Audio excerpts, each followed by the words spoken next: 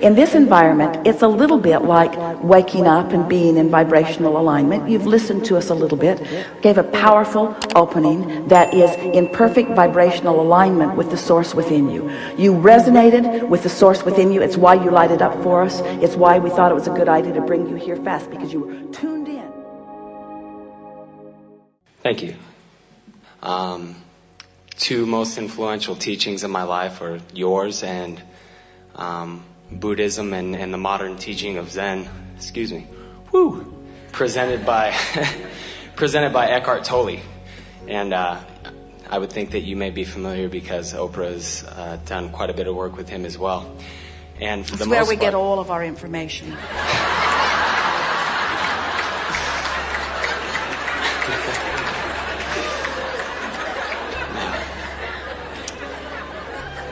And there's a lot of places where...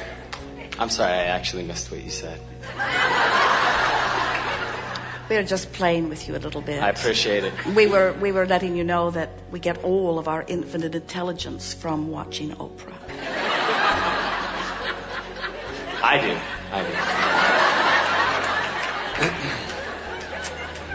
And there's a lot of crossover between what he teaches. He acknowledges vibration. Obviously, you acknowledge meditation. So that's the framework of where I'm approaching my main question, which is finding my purpose in life more about asking what life wants from me or what I want from life? What you want from life. You are the creator. And really, the other part of it you can't get wrong anyway, because what life wants from me, such a good question. What life wants for me is talking about this non-physical energy that is really you. In other words, who you were prior to coming into this physical body is still who that non-physical energy is. In other words, so you came with intention. So then as you stand in your physical form, you could accurately ask the question, what does that part of me want from me? And we would say what that non-physical part of you wants from you is new experience, new life, new contrast, new exploration, new conclusions that what? New conclusions that part of you can sink its teeth in, can vibrationally become. So can you see how no matter which way you ask or answer that question, it's right either way? And so that's the way it all wraps together. In other words, you are pure positive energy wanting to expand and stay in alignment, and expand and stay in alignment. Because expansion without alignment cannot be. Even if you expand and don't keep up with it, the larger part of you has kept up with it and will be the eternal basis from which you come forth again. So what life wants from you is joyful expansion, and what you want from life is joyful expansion. Do you think that there are times when there's something that the ego wants, and maybe we could call the ego that part of you that thinks it's separate from source? And that's the only way that we would ever negatively apply the word ego. This physical vantage point with this physical personality and this physical willingness to explore contrast is what so many refer to as ego. And it is essential to the expansion of eternalness. It's what puts the eternity in eternalness. So anyone who is not happy about the egotistical, selfishly focused human being who is out here on the leading edge, selfishly choosing for self and giving birth to the expanding universe, they're not understanding the big picture. And we think that most who are speaking about that as they reference Buddhism or whatever it is that is teaching are not understanding what was being said. It's just another example of those people from long ago being tuned in, tapped in, turned on, explaining through the genre of their time. And now people all this time later are trying to take those teachings that were given for that leading edge at that time and try to make that which was leading edge at that time work for this, which is a different leading edge time. You see, they're all saying the same thing, but over time it's misinterpreted through those who have their own reasons, and that's all right. But we promise you that at the heart of this religion that is so meaningful to you that you were mentioning is an absolute understanding of the true nature of the being and an eternal quest to come into alignment with it. And sometimes that's interpreted by others as saying, oh, if this non-physical part which I'm eternally seeking alignment with matters so much, then the physical human part is less important. And it isn't. Because Source expands through this human part. Thank you. Yes, something more from you. There must be. Well, you know, I think a lot of it, you say words don't teach, and how you were just mentioning, words can sometimes lead you away of the importance. So sometimes it's more about the terms that we use, and the terms that we use have a lot to do with our personal paradigm.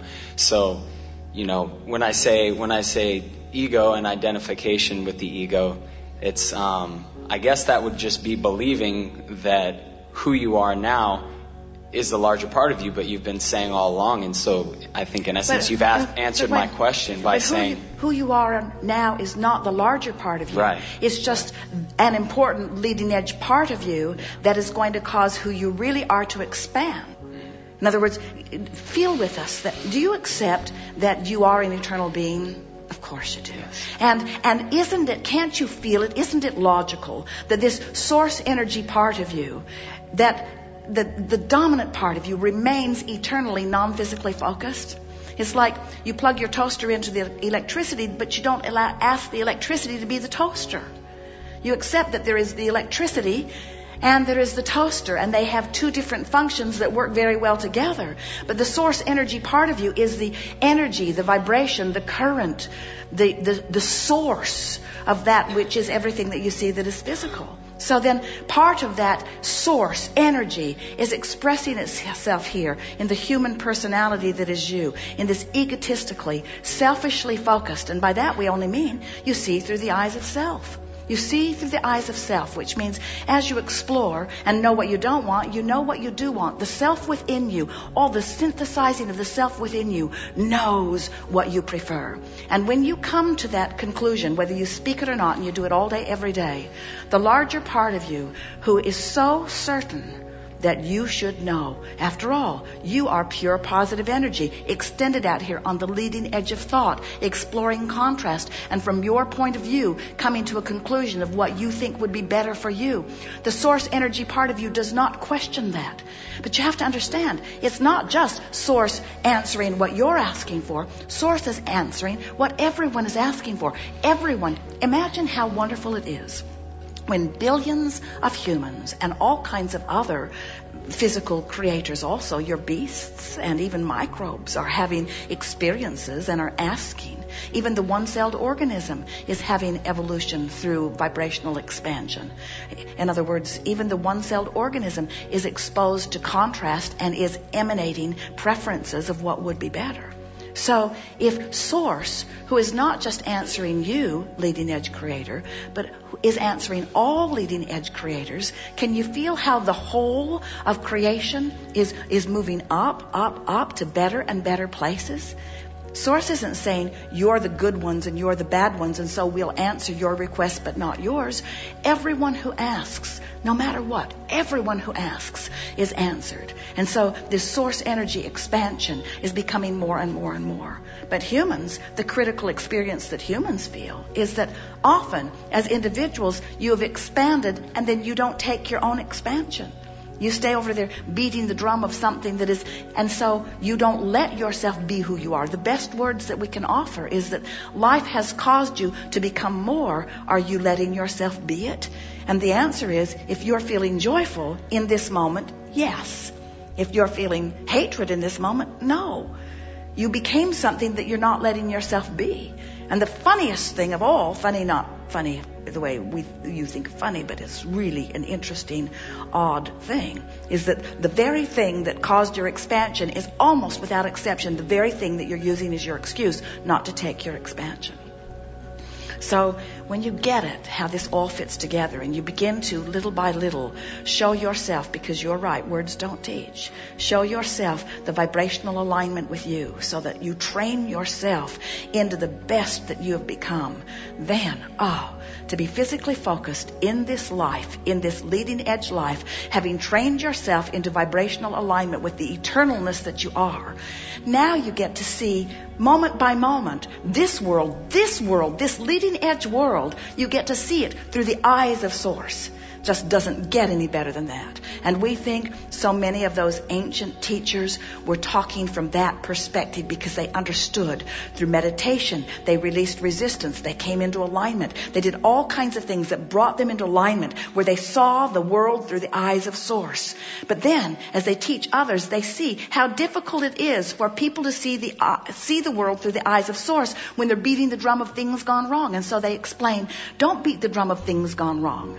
Let those things of a worldly nature, let them not be what you give your attention to. Turn your attention to things that are more important.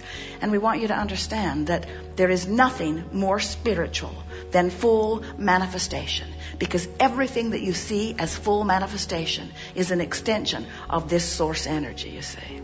And you can feel your alignment or not so much alignment in every single moment. And no matter what philosophy you're studying or adhering to, no matter what, you can't get it wrong.